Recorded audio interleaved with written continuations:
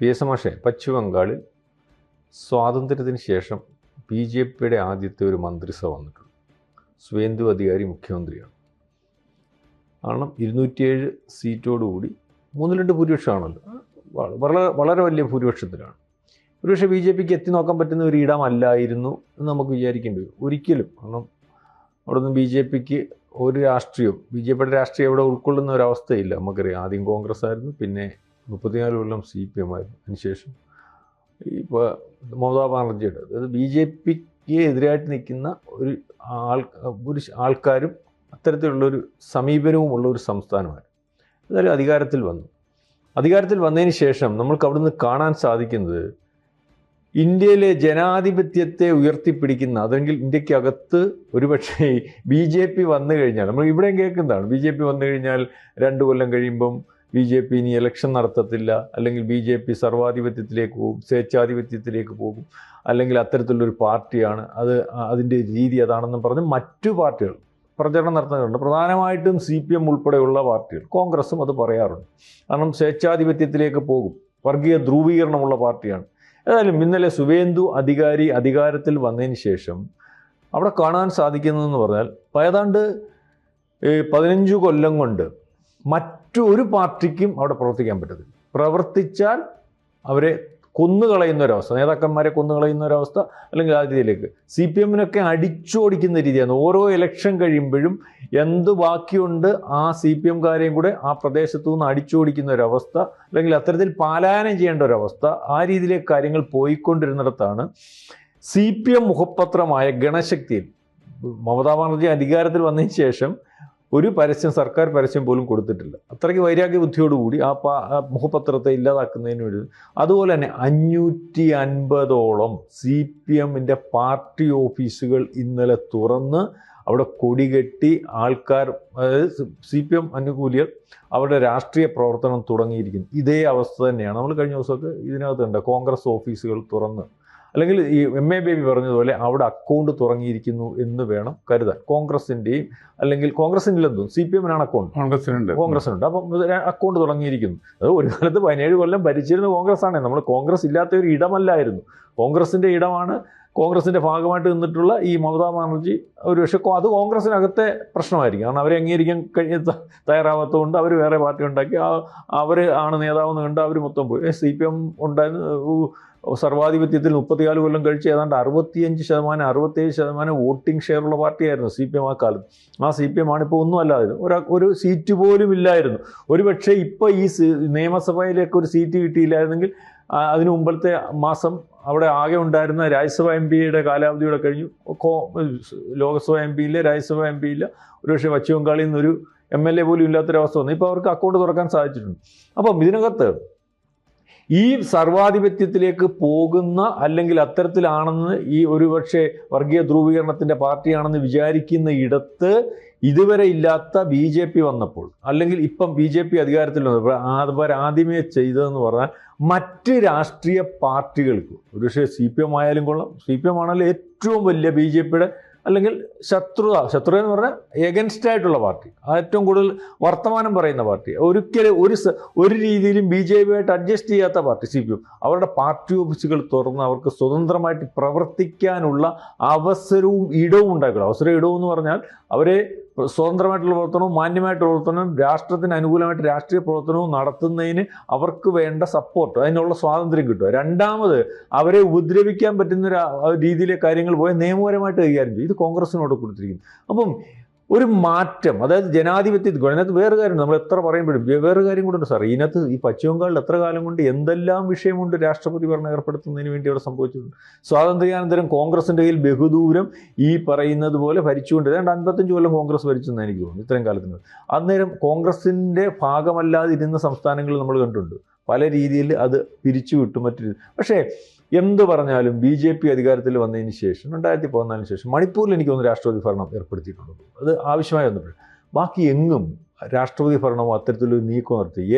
പലവട്ടം അതിനുള്ള സാധ്യതയും കാരണങ്ങളും കലാപങ്ങളും പ്രശ്നങ്ങളും ഒരിക്കലും ഒരു രാഷ്ട്രീയ പാർട്ടിക്കും അല്ലെങ്കിൽ ഒരു സംസ്ഥാനത്തിലും ഉടലെടുക്കാൻ പറ്റാത്ത രീതിയിലേക്കുള്ള കാര്യങ്ങൾ നടന്നിട്ട് പോലും ഇവിടെയും ഒരുപക്ഷെ ഇതുവരെ ഒരു രാഷ്ട്രപതി ഭരണം നടത്തിയിട്ട് വേണമെങ്കിൽ ഈ ഗുണ്ടകളെ അമർച്ച ചെയ്യാമല്ലോ.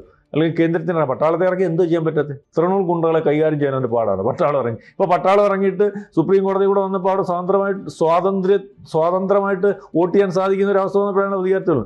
അപ്പം ഇത് നമുക്ക് ഒരു മാതൃകയല്ലേ, ഒരു മാറ്റമല്ലേ പശ്ചിമ ബംഗാൾ എന്ത് പറയുമ്പോഴും. BJP ഈ ചെയ്ത കാര്യം എന്ന് പറഞ്ഞാൽ, അതായത് ഇപ്പോൾ രാഷ്ട്രീയ പാർട്ടികളെല്ലാം ഉണ്ടാവട്ടെ, ആരെയാണ് ജനം അക്സെപ്റ്റ് ചെയ്യുന്നത്, ആരാണ് രാഷ്ട്രത്തിന് വേണ്ടി കൂടുതൽ പണിയെടുക്കുക, ആരുടെ ആശയത്തോടാണ് ജനത്തിന് താല്പര്യം, അവരത് വരെ തിരഞ്ഞെടുക്കട്ടെ എന്നുള്ള ഒരു രീതിയിലേക്കല്ലേ ബംഗാളിൽ നിന്നും, അല്ലെങ്കിൽ ബംഗാളിലെ BJPയിൽ നിന്നും സുവേന്ദ്ര അധികാരിൽ നിന്നും നമുക്ക് മനസ്സിലാവും. അല്ല, ഇതിൻ്റെ ഒരു രാഷ്ട്രീയം വളരെ പ്രധാനപ്പെട്ടതാണ്. അപ്പോൾ ഈ തിരഞ്ഞെടുപ്പിനെ കുറിച്ചൊക്കെ മുമ്പ് ചർച്ച ചെയ്യുമ്പോൾ ഞാൻ പറഞ്ഞിട്ടുള്ളൊരു കാര്യമുണ്ട്.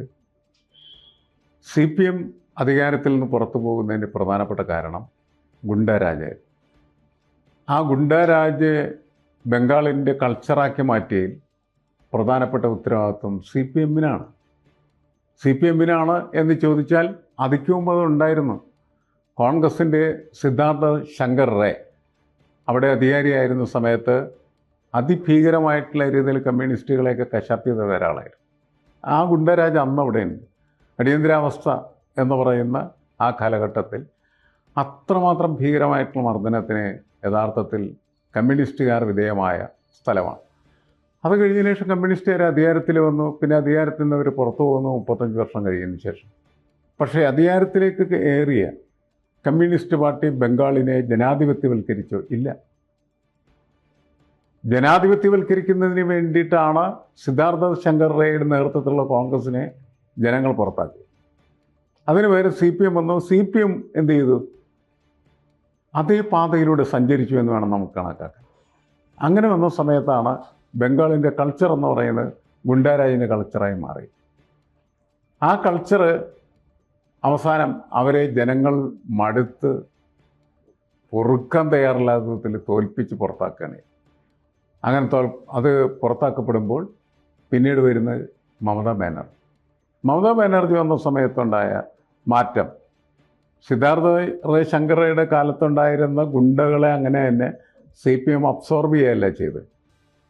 CPM പുതിയ ഗുണ്ടകളുടെ വലയത്തിലേക്ക് നീങ്ങുകയാണ് ചെയ്തത്.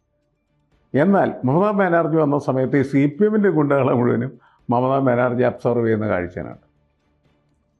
അങ്ങനെ ഗുണ്ടാരാജിൻ്റെ തുടർച്ചയായി CPM ഓഫീസുകളൊക്കെ അടിച്ചു പൊളിച്ചു.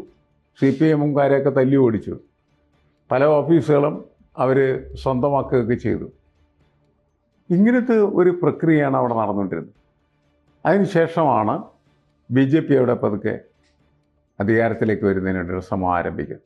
അതാകട്ടെ മമതാ ബാനർജിയുടെ വലം കൈയാൻ നിന്ന സുവേന്ദു അധികാരിയുടെ പ്രവർത്തനത്തിലൂടെയാണ്. എന്താണ് മമതാ ബാനർജി എന്ന് കൃത്യമായിട്ട് തിരിച്ചറിഞ്ഞത് സുവേന്ദു അധികാരിയാണ്. അദ്ദേഹം തൃണമൂലിൽ നിന്ന് രാജിവെച്ച് BJP-യിൽ ചേരുകയും പിന്നെ BJP-യെ വളർത്താനായിട്ട് ശ്രമം നടത്തുകയാണ് ചെയ്തത്. അപ്പോൾ BJP ഇങ്ങനെ വളർത്തിക്കൊണ്ടുവരുന്ന സമയത്ത് മമതാ ബാനർജിയുടെ ഗുണ്ടകളുമായിട്ടുള്ള യുദ്ധം നടക്കുന്നുണ്ട്. അതിൽ ഈ CPM-കാരായിട്ടുള്ള ആളുകൾ പലരും പങ്കാളികളായിട്ടുണ്ട്. ശരിക്കും BJP-കാരാകാതെയും ആയി. കുറേ പേരൊക്കെ BJP-കാരായി, കുറേ പേരല്ലാതെയും.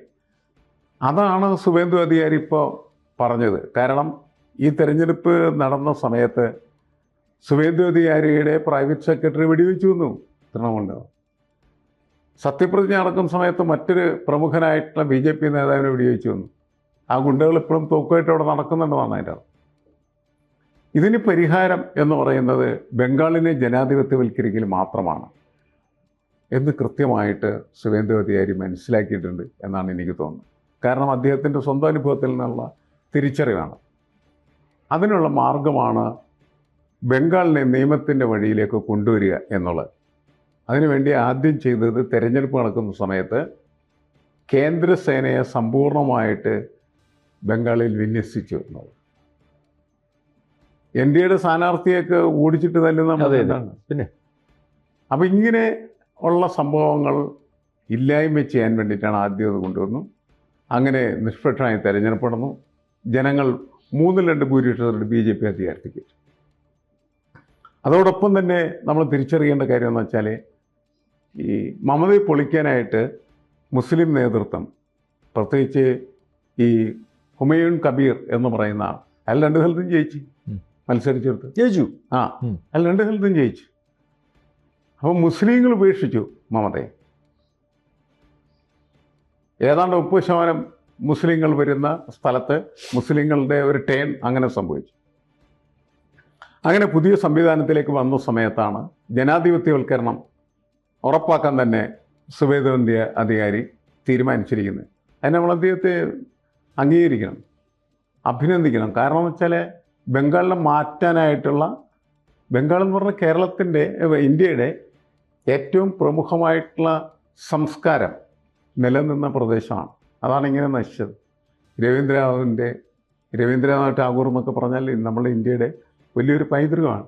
ആ പൈതൃകത്തെ സമ്പൂർണ്ണമായിട്ട് ഉൾക്കൊള്ളുന്ന ഒരു ബംഗാൾ കൾട്ട് തന്നെ അവിടെ ഉണ്ടായിരുന്നു.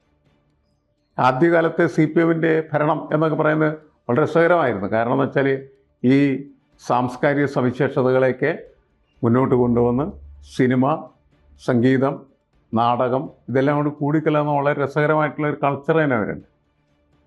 അതെല്ലാമാണ് ഈ ഗുണ്ടകളെ കൂടി തിന്നു നിർത്തത്. ശരി, അപ്പോൾ അത് തിരിച്ചറിയാനോ അവരെ പ്രതിരോധിക്കാനോ CPMന് കഴിയാതെ പോയതുകൊണ്ടാണ് CPMൻ്റെ ജനങ്ങൾ എന്ത് ചെയ്യുന്നത് അവിടെ തുടച്ചു. ഇപ്പോൾ സുവേന്ദു അധികാരി ഇതെല്ലാം പഠിച്ച് മനസ്സിലാക്കിയിട്ട് തന്നെയാണ് ഇതിനെ അഭിസംബോധന ചെയ്തെന്ന് എനിക്ക് തോന്നുന്നത്. അങ്ങനെയാണ് നിയമവഴിയിൽ റൂൾ ഓഫ് ദ ലോ എന്നത് ബംഗാളിൽ നടപ്പിലാകട്ടെ എന്ന് അദ്ദേഹം തീരുമാനിക്കും. അങ്ങനെ നിയമവിധേയമായി രാഷ്ട്രീയ പാർട്ടികൾ പ്രവർത്തിക്കട്ടെ എന്ന് പറഞ്ഞതിൻ്റെ അടിസ്ഥാനത്തിൽ മാത്രമാണ് അടച്ചുപൂട്ടപ്പെട്ടിരുന്നായിട്ടുള്ള CPMൻ്റെയും കോൺഗ്രസിൻ്റെ ഓഫീസുകളൊക്കെ തുറക്കാൻ കഴിഞ്ഞു. സുവേന്ദു അധികാരി പറയുന്നത് ഈ വിജയത്തിൽ, BJPയുടെ 3-2 ഭൂരിപക്ഷത്തിലുള്ള വിജയത്തിൽ വലിയ പങ്ക് എന്ന് പറയുന്നത് CPMൻ്റെ അനുഭാവികളുടെ ഭാഗത്തുനിന്നുണ്ടെന്ന് തന്നെ അദ്ദേഹം കണക്കാക്കും. അങ്ങനെ CPMന്, കാരണം CPMനൊന്നും പ്രവർത്തിക്കാനായിട്ടില്ല യാതൊരു സ്വാതന്ത്ര്യമില്ലാത്ത ഒരിടം, അവർക്ക് അവരുടെ ഓഫീസുകൾ തുറക്കാൻ പറ്റാത്ത സ്ഥിതി. ഇപ്പോൾ 500-ലധികം ഓഫീസുകൾ തുറന്ന് പ്രവർത്തിക്കാൻ ആരംഭിച്ചിരിക്കും. അതായത് ഇപ്പം അതിനകത്ത് പ്രിയ മാഷ് പറഞ്ഞതുപോലെ ഒരു ഗുണ്ടായെ നേരിടാനൊരു സംവിധാനം വേണമല്ലോ. BJP വന്നതിന് ശേഷം നേരിട്ടത്. ഇന്നലെ അമിത്ഷാ ഈ ശസ്ത്രപ്രജ്ഞ സമയത്ത് അത് സംസാരിച്ചെന്ന് 321 പേരെ കൊന്നുകളഞ്ഞു നമുക്ക്. കാരണം ഇത്രയും ദിവസം കൊണ്ട് ഈ അധികാരത്തിൽ വരുന്ന ദിവസം ഈ 2 പേരുടെ കാര്യം എപ്പോഴും ഇല്ല, കഴിഞ്ഞ ദിവസം തന്നെ. അപ്പം ബാക്കി ഇതുപോലെ ഗുണ്ടായിസം വരുമ്പം അതിനെ ചെറുത്ത് നിൽക്കാൻ അതിൻ്റെ കൾച്ചറ്, ബംഗാളിൻ്റെ കൾച്ചർ മാറ്റേണ്ടത് ആവശ്യമാണ്. രവീന്ദ്ര സംഗീതത്തിനനുസരിച്ച് അനുസലായ ഒരു കൾച്ചറിലേക്ക് അത് തിരിച്ചു പോയി കഴിഞ്ഞാൽ ബംഗാൾ ജനക്ക് ഭയങ്കര സന്തോഷം ഉണ്ടാകുന്നതായിരുന്നു. അത് BJP ആണോ, CPM ആണോ, കോൺഗ്രസ് ആണോ, ആരാവട്ടെ. കാണുന്നത് എന്താണെന്ന് വെച്ചാൽ തൃണമൂൽ കോൺഗ്രസ് എന്ന് പറഞ്ഞ് അധികാരം ബംഗാളിലുണ്ടാവുമെന്ന് എനിക്ക് തോന്നുന്നുള്ളൂ. അതിന് പകരം CPMും കോൺഗ്രസും വളർന്നു വരാം. അതെ അതെ, അത് അങ്ങനെ ആയിരിക്കും മിക്കവാറും വരുന്നത്. അപ്പോൾ ആ 2 പാർട്ടികൾക്കും അത് തന്നെയായിരിക്കും സുവേന്ദു അധികാരി ഉദ്ദേശിക്കുന്നത്. അല്ല, ആ പാർട്ടികൾക്കുള്ള ഒരു പ്രത്യേകത എന്താണെന്ന് വെച്ചാൽ അതൊക്കെ ദേശീയ പാർട്ടികൾ. അതെ അതെ, കുറച്ചും കൂടി വിശാലമായിട്ടുള്ള കൺസെപ്റ്റുകളുണ്ട്. അതെ അതെ, അത് അങ്ങനെ വരുന്നത് പൊതുവെ ബംഗാളിൽ നല്ലതായിരിക്കും എന്നാണ് നമുക്ക് കണക്കാക്കാം. സംസ്ഥാന പ്രസിഡന്റൊക്കെ അതിനെ സ്വാഗതം ചെയ്തിട്ടുണ്ട്. അവിടുത്തെ അദ്ദേഹത്തിന്റെ പേര് മുഹമ്മദ് സലീം എന്നാണ്. എനിക്ക് CPMന്റെ അദ്ദേഹമൊക്കെ ഈ മുഹമ്മദ് സലീമൊക്കെ പാവം തല്ലുണ്ട്. അവർക്ക് പോലും നിലനിൽപ്പില്ല, അവരെ പോലും മർദ്ദിക്കുമായിരുന്നു. അപ്പൊ ആ രീതിയിൽ എന്തുവായാലും വരട്ടെ. കാരണം ഏതായാലും ഏകാധിപത്യത്തിലേക്കൊന്നും ഒരു രാജ്യവും പോകുന്നത് ശരിയല്ല. എല്ലാ രാഷ്ട്രീയ പാർട്ടികളും വേണം, മത്സരിക്കണം. അതിനകത്ത് തെരഞ്ഞെടുക്കുന്നവരാണ് അംഗീകരിക്കാൻ പറ്റില്ല. അതെ അതെ, ഇപ്പോൾ BJPയുമായിട്ടൊക്കെ നടക്കുന്ന ഈ സംഘർഷങ്ങളുടെയൊക്കെ ഫലമായിട്ട് BJPക്ക് മാറ്റങ്ങളുണ്ടാകും. അവർ ഈ ജാതി വർഗീയത കേന്ദ്രീകരിച്ചുള്ള പ്രവർത്തനങ്ങളിൽ നിന്ന് മാറാം. അങ്ങനെ വന്നേക്കാം. പുതിയ രാഷ്ട്രീയത്തിൻ്റെ ഒരു എന്താണ്, ബംഗാളിൽ തീർച്ചയായിട്ടും അങ്ങനെ ആയിരിക്കാം എന്നെനിക്ക് തോന്നുന്നത്. രാഷ്ട്രീയത്തിന് കൂടുതൽ പ്രാമുഖ്യം വരാനുള്ള സാധ്യത. അങ്ങനെയാണെങ്കിൽ അത് വളരെ മെച്ചപ്പെട്ട ഒരു മാറ്റമായി.